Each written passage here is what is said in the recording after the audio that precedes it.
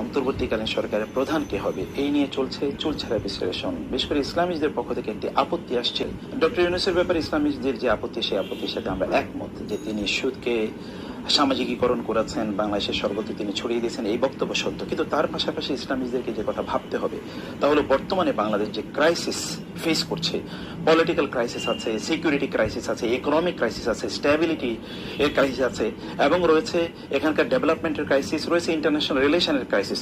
এতগুলো ক্রাইসিস সমাধান করার মতো এবং প্রতিবেশী দেশের একটা বড় ধরনের এখানে নজর আছে, ছোবল আছে, থাবা আছে, এবং এখানে শকুনের তাদের যে নজরদারি এখানে আছে, এগুলো সব কিছুকে ট্যাকেল দেওয়ার মতো একজন ব্যক্তির নাম আপনাকে বলতে পারেন? ডক্টর ইউনূস ছাড়া, যিনি সবগুলো জিনিসকে এখন এই মুহূর্তে ট্যাকেল দিতে পারবেন। একবার চিন্তা করে দেখুন, একটা যুদ্ধ বিধ্বস্ত দেশের মধ্যে, একটি দেশের মধ্যে আমরা এখন আছি। এই দেশের জন্য ব্যাপক পরিমাণে ইন্টারন্যাশনাল সাপোর্ট লাগবে। এই সাপোর্ট নেওয়ার মতো বাংলাদেশে একমাত্র ব্যক্তি কি ডক্টর ইউনূসের বাইরে আর কেউ আছে?